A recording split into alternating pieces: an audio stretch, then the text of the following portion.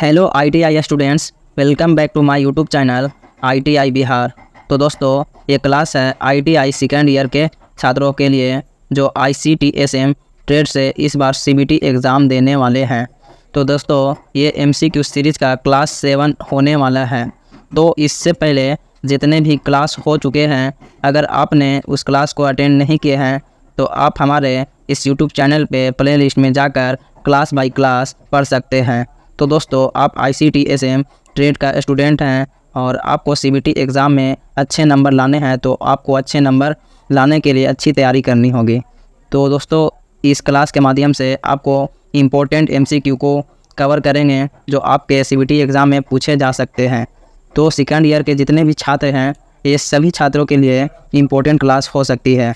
तो जैसा कि ICTSM सेकेंड ईयर के चैप्टर में जितने भी MCQ हैं, चैप्टर बाय चैप्टर MCQ को कवर करवा रहे हैं।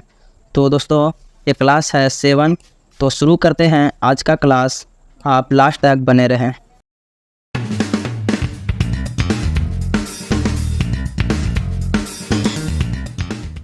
तो दोस्तों, आज का क्लास शुरू करने से पहले आपको बता दें कि आज के क्लास में modem and system resources chapter से सारे MCQ को कवर करने वाले हैं। तो इस चैप्टर में बहुत सारे ऐसे इंपॉर्टेंट MCQ हैं जो आपको CBT एग्ज़ाम में पूछे जा सकते हैं, और इस चैप्टर से ऐसे भी क्वेश्चन हैं जो पिछले साल भी पूछे गए थे। तो आप इस क्लास में लास्ट तक बने रहें, ये क्लास आपके लिए वेरी इंपॉर्टेंट है। तो इस क्लास का पहला क्वेश्चन है, संकेत तरंगों को उच्च आवर्ती युक्त वाहक तरंग के साथ मॉड्यूलेट करने की विधि को क्या कहते हैं? ऑप्शन ए है मोबाइल तकनीक, ऑप्शन बी है संचार तकनीक, ऑप्शन सी है वायर तकनीक, और ऑप्शन डी है इनमें से कोई नहीं। तो इसका राइट आंसर है ऑप्शन नंबर बी, संचार तकनीक। संकेत तरंगों को उच्च आवर्ती वाहक तरंगों के साथ मॉड्यूलेट करने की विधि को संचार तकनीक कहते हैं। Option number B is correct. तो नेक्स्ट क्वेश्चन है, ट्रांसमीटर का कार्य क्या है? ऑप्शन बी है सूचना को विद्युत सिग्नल में परिवर्तित करना, ऑप्शन बी है विद्युत सिग्नल को सूचना में परिवर्तित करना, ऑप्शन सी है एनालॉग सिग्नल को डिजिटल सिग्नल में परिवर्तित करना, और ऑप्शन डी है इनमें से कोई नहीं। तो इसका राइट आंसर हो जाएगा ऑप्शन नंबर ए, सूचना को विद्युत सिग्नल में परिवर्तित करना ही ट्रांसमीटर का कार्य है। Option number A is correct. तो नेक्स्ट क्वेश्चन है, मॉड्यूलेशन वह प्रक्रिया है जिसमें ऑप्शन ए है वाहक तरंग को संकेत तरंग से अलग किया जाता है, ऑप्शन बी है वाहक तरंग के साथ संकेत तरंगों को सम्मिलित किया जाता है, ऑप्शन सी है उच्च आवर्ती वाहक तरंग को निम्न आवर्ती वाहक तरंग में परिवर्तित किया जाता है, और ऑप्शन डी है अति उच्च आवर्ती तरंग को उच्च आवर्ती तरंग में बदल जाता है। तो मॉड्यूलेशन वह प्रक्रिया है जिसमें वाहक तरंग के साथ संकेत तरंग को सम्मिलित किया जाता है। Option number B is correct. Modulation वह प्रक्रिया है जिसमें वाहक तरंग के साथ संकेत तरंग को सम्मिलित किया जाता है। तो नेक्स्ट क्वेश्चन है,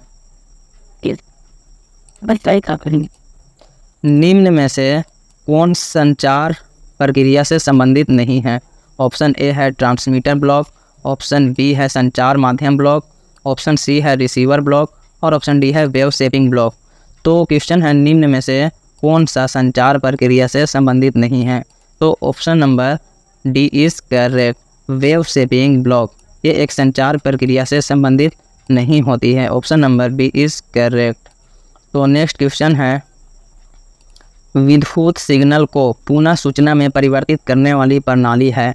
ऑप्शन ए है ट्रांसमीटर, ऑप्शन बी है रिसीवर, ऑप्शन सी है ऑप्टिकल फाइबर, और ऑप्शन डी है इनमें से कोई नहीं। तो विद्युत सिग्नल को पुनः सूचना में परिवर्तित करने वाली प्रणाली को रिसीवर कहते हैं। Option number B is correct. तो नेक्स्ट क्वेश्चन है, इलेक्ट्रॉनिक संचार में ऑप्टिकल फाइबर का उपयोग किस रूप में किया जाता है? ऑप्शन ए है संचार माध्यम, ऑप्शन बी है सिग्नल स्रोत, ऑप्शन सी है डिकोडर, और ऑप्शन डी है फिल्टर। तो इसका राइट आंसर हो जाएगा ऑप्शन नंबर ए, संचार माध्यम। इलेक्ट्रॉनिक संचार में ऑप्टिकल फाइबर का उपयोग संचार माध्यम के रूप में किया जाता है। Option number A is correct. तो नेक्स्ट क्वेश्चन है, मॉड्यूलेशन प्रक्रिया के लिए प्रयुक्त होने वाली वाहक तरंगों की चाल होती है? ऑप्शन ए है 3 गुने 10 मिनट पर सेकंड। ऑप्शन बी है 8 गुने 10 मीटर पर सेकंड। ऑप्शन सी है 25 गुने 10 मीटर पर सेकंड। और ऑप्शन डी है 3 गुने 10 मीटर प्रति सेकंड। तो इसका राइट आंसर हो जाएगा ऑप्शन नंबर डी, 3 गुने 10 मीटर पर सेकंड। मॉड्यूलेशन प्रक्रिया के लिए प्रयुक्त होने वाले वाहक तरंगों की चाल होती है 3 गुने 10 मीटर पर सेकंड। तो नेक्स्ट क्वेश्चन है मॉड्यूलित रेडियो तरंग ऑडियो सिग्नल को अलग करने की क्रिया क्या कहलाती है? ऑप्शन ए है डिटेक्शन, ऑप्शन बी है सैम्पलिंग, ऑप्शन सी है क्वांटाइजेशन और ऑप्शन डी है इनमें से कोई नहीं। तो क्वेश्चन है मॉड्यूलित रेडियो तरंग ऑडियो सिग्नल को अलग करने की क्रिया क्या कहलाती है? तो इसका राइट आंसर हो जाएगा ऑप्शन नंबर ए, डिटेक्शन कहलाती है। तो नेक्स्ट क्वेश्चन है रेडियो तरंग को प्रेषित करने वाला उपकरण क्या कहलाता है? रेडियो तरंगों को प्रेषित करने वाला उपकरण क्या कहलाता है? ऑप्शन ए है ऑसिलेटर, ऑप्शन बी है डिटेक्टर, ऑप्शन सी है ट्रांसफार्मर और ऑप्शन डी है ट्रांसमीटर। तो इसका राइट आंसर हो जाएगा option number D, transmitter. Radio तरंगों को प्रेषित करने वाला उपकरण ट्रांसमीटर कहलाता है। Option number D is correct. तो नेक्स्ट क्वेश्चन है निम्न में से कौन सी क्रिया किसी एनालॉग सिग्नल को डिजिटल सिग्नल में परिवर्तित करने के लिए उत्तरदायी है? ऑप्शन ए है सैम्पलिंग, ऑप्शन बी है क्वांटाइजिंग, ऑप्शन सी है डिकोडिंग और ऑप्शन डी है ए और बी दोनों। तो क्वेश्चन है निम्न में से कौन सी क्रिया किसी एनालॉग सिग्नल को डिजिटल सिग्नल में परिवर्तित करने के लिए उत्तरदायी है? तो वो है ऑप्शन नंबर डी, ए और बी दोनों, मतलब सैम्पलिंग भी और क्वांटाइजिंग भी। Option number D is correct. तो नेक्स्ट क्वेश्चन है मॉड्यूलेटेड रेडियो वेव से धनात्मक अथवा ऋणात्मक एम्पलीट्यूड्स को पृथक करने की प्रक्रिया को क्या कहते हैं? ऑप्शन ए है रेक्टिफिकेशन, ऑप्शन बी है फिल्टरेशन, ऑप्शन सी है सिलेक्शन और ऑप्शन डी है डिजिटलाइजेशन। तो इसका राइट आंसर हो जाएगा option number A, rectification. Option number A is correct. Modulate radio wave से धनात्मक अथवा ऋणात्मक एम्पलीट्यूड्स को अलग करने की प्रक्रिया को रेक्टिफिकेशन कहते हैं। तो ठीक है, नेक्स्ट क्वेश्चन है मॉड्यूलेशन क्या है? ऑप्शन ए है सिग्नल वेव के साथ कैरियर वेव को सम्मिलित करने की प्रक्रिया, ऑप्शन बी है सिग्नल वेव को एम्पलीट्यूड बढ़ाने की प्रक्रिया को, ऑप्शन सी है कैरियर वेव प्रोड्यूसर करने की प्रक्रिया को और ऑप्शन डी है कैरियर वेव का एम्पलीट्यूड बढ़ाने की प्रक्रिया को। तो मॉड्यूलेशन एक है सिग्नल वेव के साथ कैरियर वेव को सम्मिलित करने की प्रक्रिया को मॉड्यूलेशन कहते हैं। Option number A is correct. तो नेक्स्ट क्वेश्चन है एटेनुएशन में कौन सी हानि सम्मिलित हो रहती है? ऑप्शन ए है अवशोषण, ऑप्शन बी है बिखराव, ऑप्शन सी है विकिरणता और ऑप्शन डी है ये सभी। तो एटेनुएशन में बिखराव, अवशोषण और विकिरणता ये सभी हानि सम्मिलित होती है, इसलिए इसका राइट आंसर हो जाएगा option number D. Option number D is correct. तो नेक्स्ट क्वेश्चन है आवर्ती की इकाई क्या है? आवर्ती की इकाई क्या है? ऑप्शन ए है cm सेंटीमीटर, ऑप्शन बी है km किलोमीटर, ऑप्शन सी है hz हर्ट्ज और ऑप्शन डी है न्यूटन। तो आवर्ती की इकाई क्या है? इसका राइट आंसर हो जाएगा option number C, hertz, hz। Option number C is correct. तो दोस्तों ये भी एक इम्पोर्टेंट क्वेश्चन है, आप चाहे तो इस क्वेश्चन को याद कर या आप नोट कर सकते हैं कॉपी में, तो ये क्वेश्चन आपके एग्ज़ाम में पूछे जा सकते हैं। तो नेक्स्ट क्वेश्चन है सूचनाओं को आदान प्रदान करने की प्रक्रिया क्या कहलाती है? ऑप्शन ए है मॉड्यूलेशन, ऑप्शन बी है संचार, ऑप्शन सी है क्वांटाइजेशन और ऑप्शन डी है डिजिटलाइजेशन। तो इसका राइट आंसर हो जाएगा ऑप्शन नंबर बी, संचार। सूचनाओं को आदान और प्रदान करने की प्रक्रिया कहलाती है संचार। Option number B is correct. तो नेक्स्ट क्वेश्चन है डिजिटल सूचना को प्रसारित करने की गति क्या कहलाती है। ऑप्शन ए है बिट दर, ऑप्शन बी है संचार दर, ऑप्शन सी है संचरण दर और ऑप्शन डी है ये सभी। तो डिजिटल सूचना को प्रसारित करने की गति संचार दर कहलाती है, इसलिए राइट आंसर हो जाएगा option number B. Option number B is correct. तो नेक्स्ट क्वेश्चन है मोडेम की ग्राही डिजिटल संचार दर लगभग कितनी होती है। तो ऑप्शन ए है 50 किलोबाइट्स पर सेकंड, ऑप्शन बी है 56 किलोबाइट्स पर सेकंड और ऑप्शन सी है 1 मीटर बिट सेकंड और ऑप्शन डी है 1.2 बिट्स पर सेकंड। तो मोडेम की ग्राही डिजिटल संचार दर लगभग 56 किलो बिट्स पर सेकंड होती है, इसलिए राइट आंसर हो जाएगा option number B. Option number B is correct. तो नेक्स्ट क्वेश्चन है व्यवहारिक रूप में अधिकतर सभी भौतिक राशियों की प्रकृति एनालॉग प्रकार की होती है। एक एनालॉग सिग्नल का आयाम समय के साथ क्या होता है। तो ऑप्शन ए है परिवर्तित होती है, ऑप्शन बी है केवल 2 दशाएं दर्शाता है और ऑप्शन सी है अपरिवर्तित रहता है और ऑप्शन डी है उपरोक्त में से कोई नहीं। तो इसका राइट आंसर हो जाएगा ऑप्शन नंबर ए, परिवर्तित होती है। Option number A is correct. तो नेक्स्ट क्वेश्चन है एनालॉग संचार की तुलना में डिजिटल संचार का व्यापक रूप में प्रयोग किए जाने के पीछे मुख्य कारण है।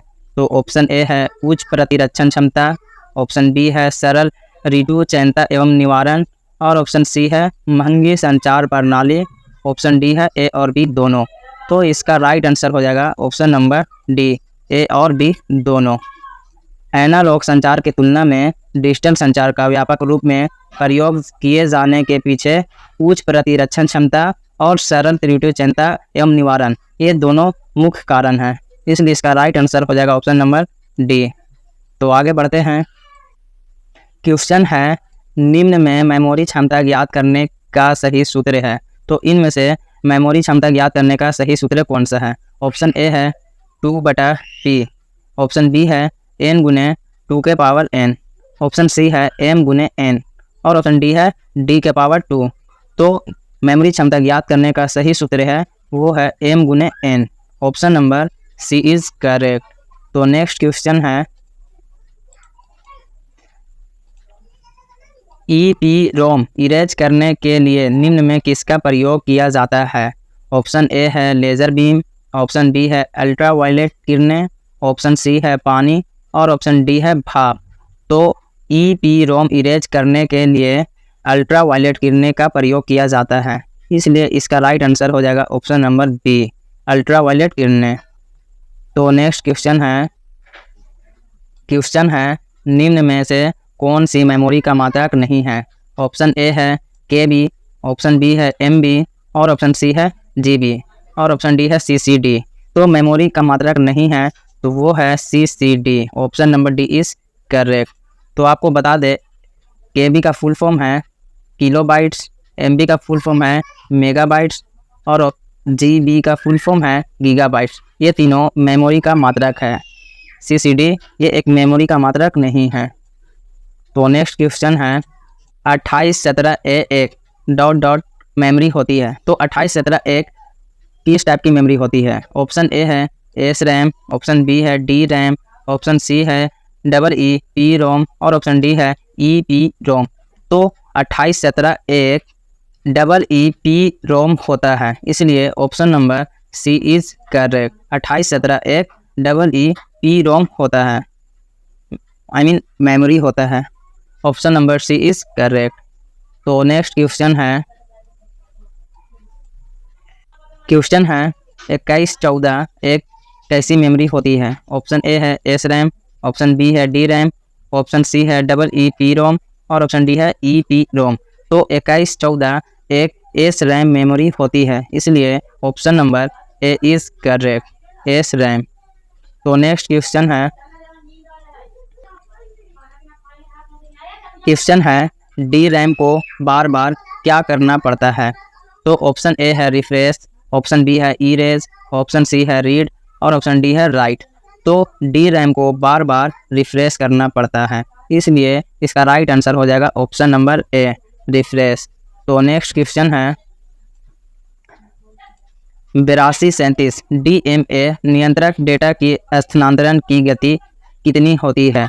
ऑप्शन ए है 1.6 MB पर सेकंड, ऑप्शन बी है 16 MB पर सेकंड, ऑप्शन सी है 20 MB पर सेकंड और ऑप्शन डी है 50 MB पर सेकंड। तो 8237 DMA नियंत्रक डेटा की स्थानांतरण की गति 1.6 MB पर सेकंड होती है, इसलिए इसका राइट आंसर हो जाएगा ऑप्शन नंबर ए 1.6 MB पर सेकंड। तो नेक्स्ट क्वेश्चन है डायरेक्टर मेमोरी एक्सेस कंट्रोलर कितने पिन वाली आईसी है? ऑप्शन ए है 30, ऑप्शन बी है 40, ऑप्शन सी है 80 और ऑप्शन डी है 85। तो डायरेक्टर मेमोरी एक्सेस कंट्रोलर के 40 पिन वाली आईसी होती है, इसलिए इसका राइट आंसर हो जाएगा ऑप्शन नंबर बी 40। तो नेक्स्ट क्वेश्चन है क्वेश्चन है 8237 DMA कंट्रोलर को कितने क्लॉक आवृत्ति की आवश्यक होती है? ऑप्शन ए है 2 MHz, ऑप्शन बी है 3 MHz, ऑप्शन सी है 5 MHz और ऑप्शन डी है 9 MHz। तो इसका राइट आंसर हो जाएगा option number B 3 MHz। 8237 DMA controller को 3 मेगाहर्ट्ज क्लॉक आवृत्ति की आवश्यकता होती है, इसलिए इसका राइट आंसर हो जाएगा ऑप्शन नंबर बी। MHz का फुल फॉर्म है मेगाहर्ट्ज। तो नेक्स्ट क्वेश्चन है और इस क्लास का लास्ट क्वेश्चन है 8237 DMA में एक आंतरिक मेमोरी जो रजिस्टरों के रूप में होती है कितने बिट की होती है? ऑप्शन ए है 300, ऑप्शन बी है 350, ऑप्शन सी है 344 और ऑप्शन डी है 360। तो इसका राइट आंसर है ऑप्शन नंबर सी 344 होती है। 8237 DMA में एक आंतरिक मेमोरी जो रजिस्टरों के रूप में होती है उसमें 344 बिट की होती है। Option number C is correct. तो दोस्तों ये था आज के क्लास का सारे MCQ modem and system resources chapter से। अगर आपको ये क्लास अच्छा लगा हो तो आप इस क्लास को लाइक कीजिए ज़्यादा से ज़्यादा और आप इस चैनल को भी सब्सक्राइब कर लीजिए ताकि जब भी मैं क्लास का वीडियो अपलोड करूँ तो आप तक सबसे पहले पहुँचे। तो आज के लिए बस इतना ही, फिर मिलते हैं। जय हिंद।